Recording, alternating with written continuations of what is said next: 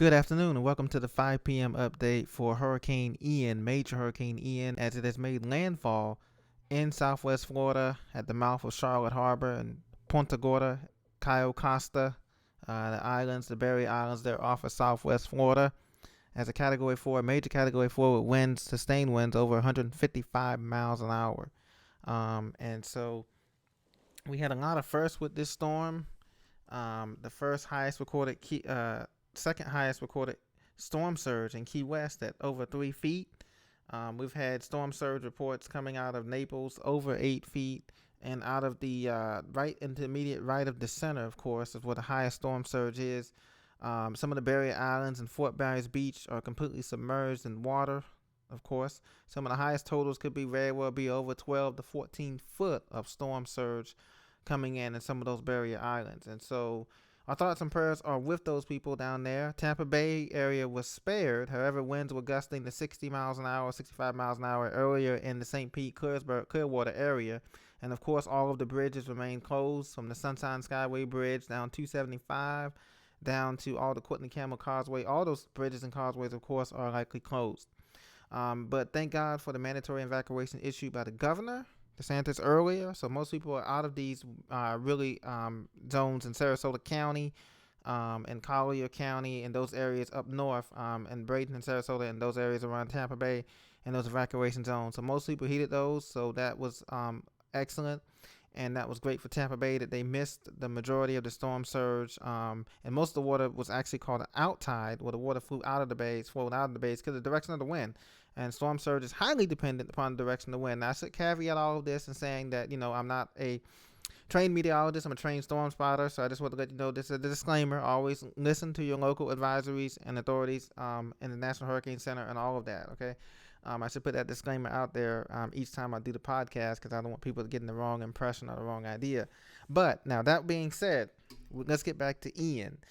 Ian grew in size, underwent two maximum rapid intensifications. One as it got just south of western Cuba, and then another as it, of course, made near overnight yesterday night, where we had a 20 millibar pressure drop and a 35 mile an hour increase of winds. Yesterday was only 120 mile an hour Cat 3, and the initial thinking was, between meteorologists and other trained storm spotters, was that the dry air that you see back here, this Pensacola, Mobile, and all of that dark area represents dry air.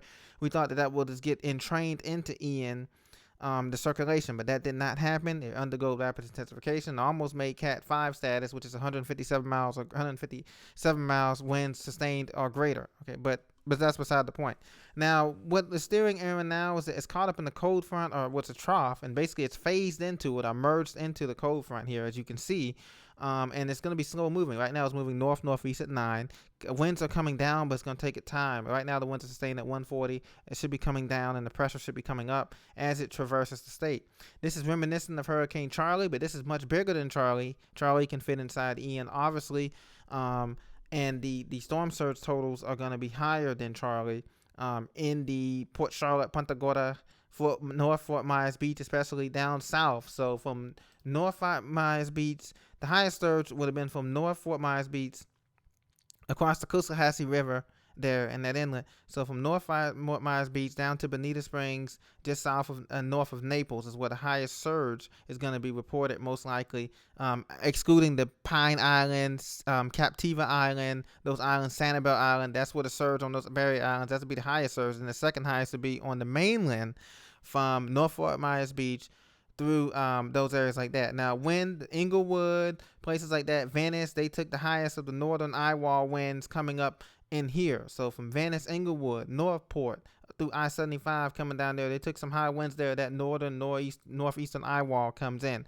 Now the biggest threat shifts towards Orlando and the I-4 corridor south. So Orlando, Avon Park, Lake Wales, Daytona Beach, the I-4 corridor coming down there through there. Altamont Springs, Winter Garden, all those areas. Volusia County up through all those areas down there. That's going to be the concern as it moves northeastward slowly in terms of rain and wind. They can still get Category 1 wind. So if you're in Orlando, you could experience Category 1 or borderline Category 2, somewhere between 74 and 90 miles an hour sustained gust from this system as it could traverse the state.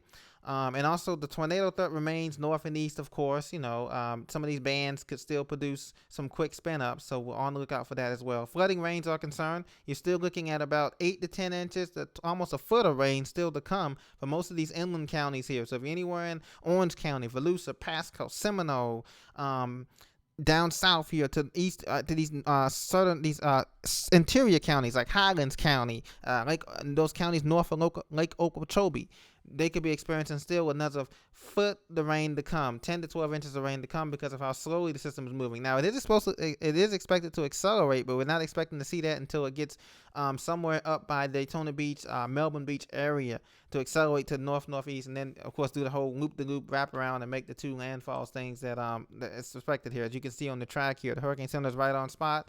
This is where it's going to go. And then we'll have to see if it re-intensifies once it gets back out into the Atlantic side here on 2 a.m. Friday morning here, but we'll have to see how that goes. But right now, the main concern is heavy flooding rain. The tropical storm winds will continue throughout the day today and tonight, and then tomorrow morning they should begin to subside from west to east. So those areas along the coast that experience the hurricane force winds, they should be getting a break from that, meaning from Bradenton, Sarasota southward, basically. So this is what we're looking at with Ian. It's a historic storm. I mean, it's just eerily similar. It follows the same pattern of Charlie, just a little bit south of the I-4 corridor from Tampa to Lakeland to Orlando, Daytona Beach. But this is exactly the same path that Charlie took back in 2004, some 17 odd years ago.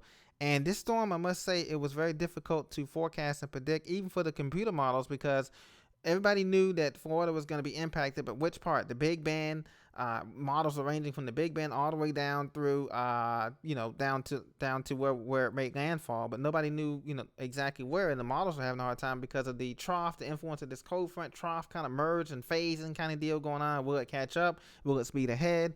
And I must admit, I was even wrong when I said a couple days ago, I was saying that the Big Bend was going to be the area, but it turned in, just like Charlie did, it turned in northeast. And so, these wobbles happen.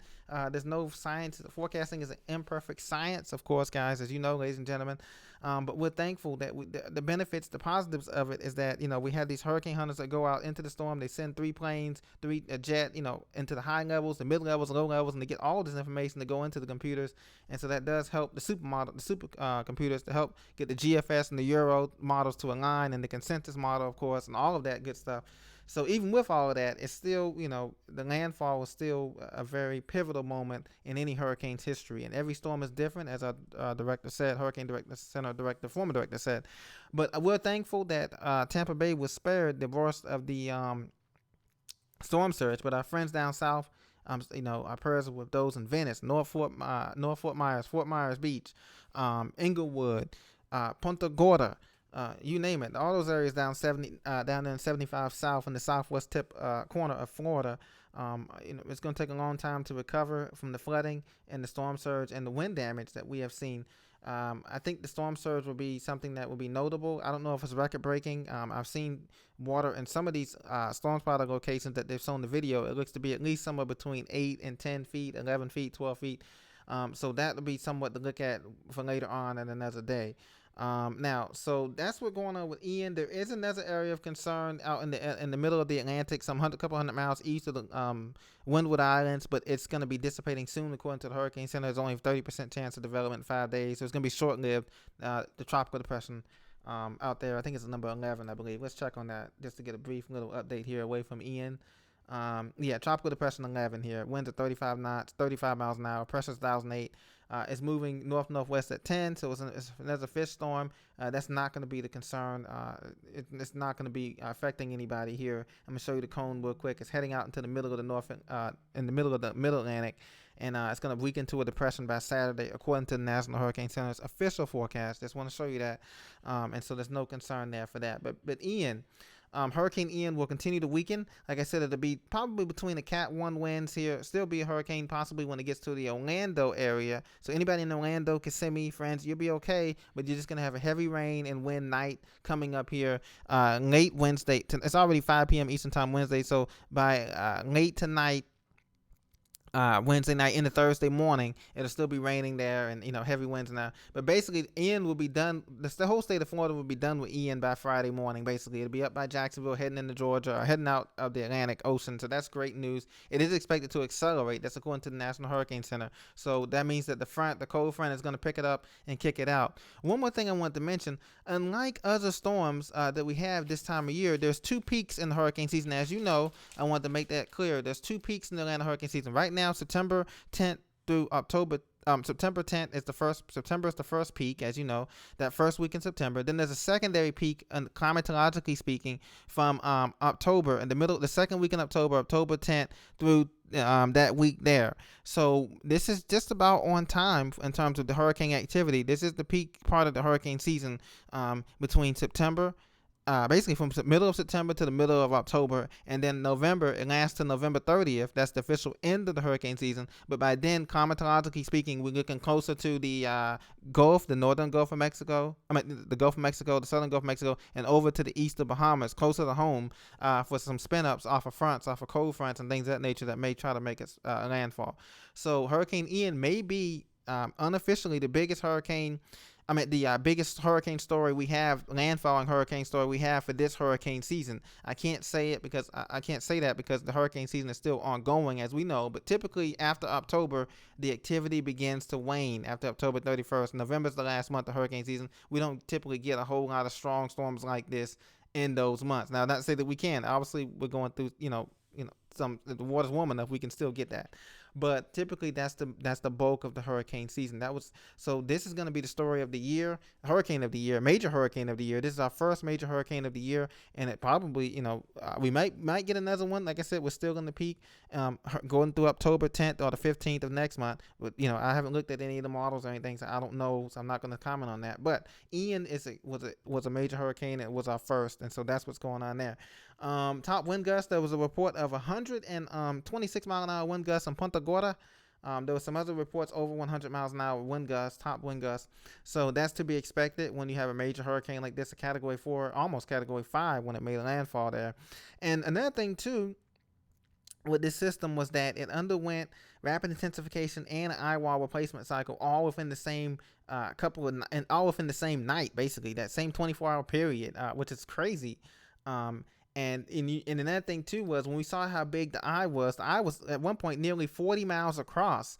And, typically if it had weakened and it had a big eye like that would have been absolutely awesome, But unfortunately, it went through that rapid intensification. Normally, you would see a small eye, a pinwheel eye, and a very strong concentric eye wall circle around it. That means it's strong intensified, usually. And sometimes with a bigger eye, just because the physics, it will be considered, normally a weaker storm. You know what I mean? When you have a bigger surface area with a bigger eye, like a 60 nautical mile eye, typically you see that in weaker storms. But however, this storm had such a defined stadium effect with the eye, with the towering clouds above 40,000 feet around the eye wall, with lightning included. It was just the opposite. It intensified, and the wind shear wasn't able to get in. This was according to one of the people one of the persons that according to I got this one was from AccuWeather senior meteorologist Dr. Dan Kawasaki. I hope I'm saying the name right, but he said that these major hurricanes, these mature hurricanes, and to a lesser extent mature tornadoes, they create their own micro environment around them, so that so much they're not affected by the typical dry air you see in the back here of this picture here.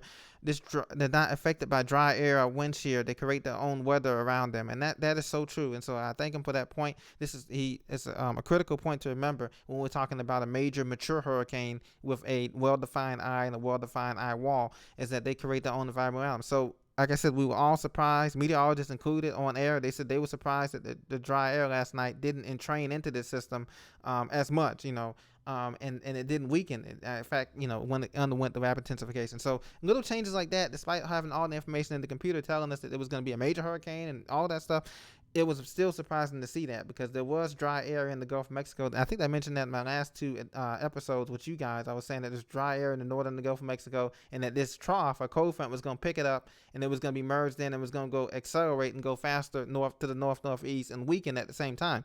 Well, that didn't happen until so little changes like that. I just want to explain that phenomenon to you as well. But now the cold front or trough has it. It has picked up Ian. It's going to continue to move northeast slowly, albeit, but then it's going to accelerate tomorrow morning, probably around northeast. It should be moving up to about 15 miles an hour, something like that, in that range. Tomorrow morning, after the pre-dawn hours, maybe around lunchtime, it'll be accelerating to the northeast, but still dumping heavy rain, of course, and all the still got those issues there, unfortunately. But another thing that's good though is Florida is flat. I know that people say that it's bad that it's flat, but you won't get that orographic lifting, that squeezing out effect that they will maybe later on when this thing gets back out into the Atlantic and makes another landfall somewhere around Charleston, or I don't know what they have it going now, anywhere between Charleston, Hilton Head, or something like that, and it goes up into the mountains and upstate of North Carolina and South Carolina, where they're gonna get that orographic lifting. It may not, and when times it gets there, it would be like a depression or something like that. Not even a named storm, just a remnants of, but it's gonna squeeze out the rain over the mountains like a washcloth. You squeeze a washcloth out over a bathtub because of the lifting of the mountain. They call it orographic lifting. They can get a foot of rain up there in the Appalachians, the southern Appalachians, and upstate of South Carolina. We'll have to wait and see. So this is just going to be the story of the year once again in terms of major hurricanes. Strengthening like this overall. So I just wanted to bring you the update. Just an extended update. I thank you for your support. Please continue to subscribe to this channel. Once again, I appreciate your support, The Weather Guru, and we'll be back with more updates, not only just for Hurricane Ian, but what's going on in the rest of the country and the world, as we've had our prayers and thoughts are out with those in Pakistan. The floods are still, even though it's subsided, the flood waters have been tremendously damaging there. And the typhoon, there was a typhoon in southern Vietnam that displaced a lot of people, over 100,000 people too. So our prayers and thoughts are with those people as well. Typhoon Nura there in southern Vietnam. So be blessed today. I'll be back with more updates, and as it becomes available, thank you for your support. Take care.